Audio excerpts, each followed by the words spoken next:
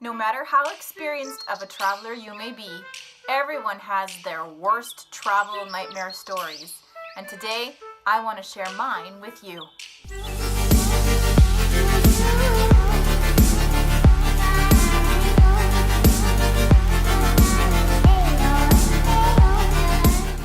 Hey everyone, it's Marty from Down the Rabbit Hole.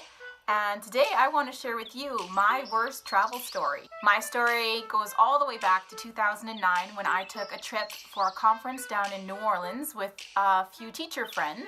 The trip itself was awesome. We had a great time. I learned a lot. It was actually my first time flying and going anywhere since I was in grade 11, so I was very excited to go on this trip. Everything was pretty much smooth sailing until we got to the airport to go home. When we arrived at the airport in New Orleans, we saw that our particular checkout counter was lined up. I mean, backed up all the way to the next airline and out the door into the parking lot, kind of backed up. There were people everywhere, and everyone was on cell phones or looking angry, so we knew what we were going to encounter was not going to be good. After 3 hours of waiting in line, we finally reached the ticket counter to have our worst fears confirmed that every flight had been canceled. There were tornado warnings in Dallas, and because of the weather, all flights had been grounded and no one was leaving New Orleans that day. Because the flights had been canceled due to an act of nature, the airline couldn't really help us out. All they did was give us a hotel voucher, give us a sad little smile, and send us on our way. So we left the airport, grabbed a taxi, and went to the hotel that the airline had told us to go to. The hotel that the airline sent us to was probably the most sketchy place I have ever stayed in my whole life. I was with two other young women. I think I was only 27 or 28 at the time. And so we pulled up, three young women. The hotel had a central courtyard with doors facing the courtyard. And as we were wheeling our suitcases towards our door, we saw a drug deal going down at the room next to us. Once in our rooms, we noticed that our room and their room were connected with an adjoining door. So that freaked us out a little bit. We're from rural Alberta. We don't see that kind of stuff very often. So we stacked our luggage against the door and just prayed that they wouldn't try to enter the room, which they didn't. It was fine. Then it was time to get on the phone and try to organize flights home. There were 4 of us in total, my principal, the 2 other women that were with me, and myself, and we all needed to find a way to get back home.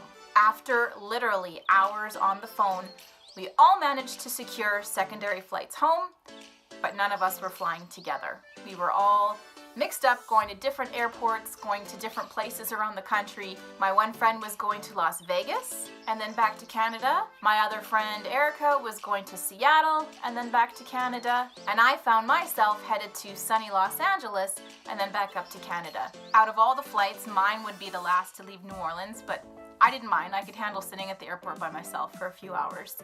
So we all went to bed, packed, ready to go, hopeful that we would get home sometime the next day. Except that didn't happen for me. First, Becky left, then my principal left, then Erica left, and I was sitting alone in the New Orleans airport waiting for my flight to be called, when suddenly I heard my name announced over the intercom, which usually at an airport is never a good thing. When I approached the desk, I found out that my flight had been canceled and I was being rerouted on a different flight, only this time to Philadelphia. Let's take a note here. New Orleans would be in the middle of the country. Los Angeles would have been on one side. Philadelphia on the complete opposite side of the continent. Here's a little map to help you understand how this was all going to go down. My new flight was leaving quite late in the evening, and when I landed in Philadelphia, I was expected to stay there overnight. This meant that I would be catching a flight home back to Canada the next morning and be arriving 2 days late. So I caught my flight to Philadelphia. All was fine and dandy. I didn't sleep on the plane. Hindsight, I probably should have slept on the plane. When I arrived in Philadelphia, I waited and waited and waited at the luggage carousel till I was the last person standing there, and my luggage did not appear. So I went to the lost luggage department, and they were able to, after about 40 minutes, track down my luggage, which my luggage had gone to Los Angeles, not me. I'd gone to Philadelphia. The airline staff assured me my luggage would arrive in Canada at some point, and all I had to do was sit tight in Philadelphia until my flight the next morning. So I decided to go check out the Philadelphia airport and figure out what the heck to do with myself overnight. Unfortunately, at that late hour, pretty much everything in the Philadelphia airport was locked and closed up, and I was kind of stuck to that luggage area. There was a hotel attached to the airport, so I went to go check it out, but it was way beyond my price range. I didn't know when my flight was leaving the next morning. Nobody had told me that yet. I was just supposed to check in at the ticket counter the moment it opened. So I didn't want to leave the airport, stay at a hotel somewhere outside the airport grounds, and then miss my flight home. So I was kind of stuck at the airport. Whatever, big deal. I'm a grown woman, I can handle myself sitting overnight at an airport. I was stuck to that baggage area, so I got out my computer. The airport had free wireless, so I was able to contact my husband and let him know what was going on, and hypothetically when I'd be coming home. Interesting fact, at the Philadelphia airport in the evenings, they open the doors to some of the homeless people that hang around the airport grounds. So I was sharing my evening space with a bunch of bearded, overcoated, bedraggled men, which granted they were probably harmless, they were probably nice. I don't know, I got stuck next to one who I think had maybe schizophrenia or something. He was a little bit of an angry man, and he was banging his head against the wall and yelling at things, and he was sitting about 5 seats down from me, and I was just a single solitary woman clutching a purse and a laptop, hoping he wouldn't accost me. So I slept very uneasily that night. I think I slept maybe 1 hour, using my purse and my laptop as a pillow because I was terrified I was going to get mugged. So it was a little bit of a nerve-wracking evening. The next morning, when my airline ticket booth opened, I was the first person standing in line, ready to get some information about how I was going to get home. I waited so patiently while they booted up their computers, did their little chit-chat, stacked their little papers and tags. Finally, I walked up to the woman, showed her my passport, explained my situation. The woman did her little clickety-clackety thing on the computer, frowned at my passport, gave me a little look, and said, "You're not in our system. I don't think you're flying on this airline today. I think you're with our sister airline." I am proud to say that at this point, I remained calm. We sorted out where I needed to go, and I hustled there. It was on the next terminal station over. When I got there, there was a massive lineup, like I'd missed my chance to be at the front of the line. So I took a deep breath and I went and took my place in line. I guess maybe I wasn't as calm as I thought because I must have been like shuffling or breathing deeply or something. I don't know, but I looked distressed, and a man standing next to me in line asked me what my problem was. I explained my situation, saying I had no idea what time I was even flying. And so he took me to the security guard that was kind of manning the line, told him my story, and the security guard hustled me right to the front, which was awesome. So thanks to both of those people out there. I apologized to the people behind me that I had kind of butted in front of, hopefully handed my passport to the ticket agent, and crossed my fingers that luck was with me. Luck was not with me. The man told me that there was a problem, of course, and that I had been booked in first class by mistake, and I was definitely not supposed to be going home in first class, and first class was full, so I'd have to wait for another flight home. There was another flight later that day at 8 p.m. at night, and I'd probably be taking another red-eye. The man handed back my passport with a sad but kind little smile, knowing that this was not the news that I wanted to hear. Now, maybe it was because he smiled, maybe it was because I'd used a computer as a pillow the night before, maybe it was just that 1 hour of sleep. But at this point, I lost it. I just burst into tears. Like, not like, but like crazy crying. I was just devastated. I grabbed this guy's hand and I just started petting it, saying, "But I just want to go home." It was a mess. I think I terrified him, and so he tugged his hand away from mine and said, "Let me just check something." And he focused back on the computer, clickety-clack, and tried to ignore me. I don't even know what he was doing or who he was talking to. He picked up the phone, he started chatting with someone. I was just desperately trying to stop crying. I heard the sounds of his ancient little printer going, that sound. And finally he handed me my passport with some tickets tucked inside, and he said, There, it's all done. Here's your flight number. Here's your gate number. You'll be going to Los Angeles and then on to Calgary. He handed me my passport.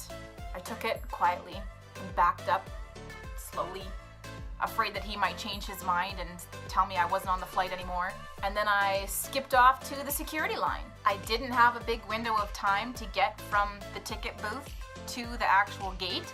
So I was really worried that if I hit security, it would hold me up and I wouldn't be able to get through in time. In my mind, I was just begging, like, please, oh please let the line be short. So when I got to security, I handed them my passport and my boarding passes, had my shoes off, and the lady said, "You, security check." I was still like sniffling and tear-stained from my outburst at the ticket booth. And so I just kind of timidly shuffled over to the little glass room where the lady pulled me in. She made me stand on a mark on the floor and she said, "Stand there and put your arms out." So I did. I turned and I faced the wall and I stuck my arms out. She was gruff. She was a little stern, but I think she was trying to be nice to me. I'm not sure. But she said, "Are you having a bad day?" indicating my tear-stained face, and I just nodded my head, just standing there with my arms out. And she yells, "Turn around!" So I said, "Yes, ma'am," because I had been turning like this talking to her. So I just whipped around and faced the wall again, terrified that I was going to get like a cavity search. "Turn around," she says again. I am. I was beginning to panic. Then she walks over to me, puts her hands on my shoulders, and like gently spins me around and says, "Turn around and face me." "You are having a bad day," she said. And I nodded, because obviously I was. So I think at this point she took pity on me and she said, "Do you want to know why I pulled you into this room?" And I nodded because yes, I did. So she took out my boarding pass and she showed me a row of 4 red S's that had been printed onto the ticket. "What do those mean?" I asked. And she chuckled and she said, "These mean that you are a potential threat to the airline." From what I see, I think they classified you as emotionally unstable, which kind of made me chuckle. So we both had a little laugh, me maybe not laughing as much as her. And then she gave me the thumbs up after her little pat down and told me I could go. After all of that delay, I hustled through the airport, got to my flight, and found out it was delayed. At least I didn't miss that flight. That was a positive thing. The only other negative thing was I had like this much time to get to LA, change terminals, find my other flight, and get home because of the flight delay. I got onto the plane, and this was my first time ever flying in first class. It was awesome. It's too bad I was too exhausted and stressed out to enjoy it. The stewardess brought me like a warm cloth so I could wash my face. I must have looked disgusting. She gave me a glass of champagne, probably because she thought I needed it, which I did. They fed me a nice hot meal, and then I was finally able to sleep. So I woke up from my sleep, and we were almost in LA, and I noted the time, and I noted the time that I had to board my other flight home back to Canada, and I started to freak out. I had 15 minutes to get from one terminal to the next and get on my flight. So I was kind of looking at my stuff, freaking out, and the gentleman sitting next to me noticed. And so we started having a chat about my whole adventure. And it turns out he worked for a company that had like a whole flight of airplanes parked at LAX. He said if I did miss my flight, he would make sure I would get on a plane and get home, even if it meant flying one of the company planes home. Wrote his number on a napkin for me in case I did miss my flight so I could contact him. I don't know if he had that within his power, but I'd like to think he did, and I'd like to think that that was super awesome of him to do. So thanks to the stranger who sat next to me on first class to LA from Philadelphia in 2009. I don't think you'll ever see this, but thank you. We landed in LA, I got off the plane, I ran through that airport. I took my shoes off in advance so I wouldn't have to deal with security. I'm pretty sure I ran past Robert De Niro, but I didn't have time to stop and get his autograph. When I got to the security line, I'd learned already to talk to the guard and let them know my situation, so he rushed me to the front of the line. I got to security like that, and I made it to my flight home to Canada. My luggage didn't come back. It took them about a week and a half to bring my luggage finally from LA. That is probably the worst travel story I have to date. Knock on wood, I would not like to have a worse one. Please and thank you. Of course, this hasn't put a damper on my enthusiasm for travel. I still love flying. I still love exploring. I just never want to have 4 red S's on my ticket ever again. What's your worst travel story? Leave a note in the comments below. If you like this video, give it a thumbs up, and please remember to subscribe to my channel. Hit the red button and ring the bell to get notifications.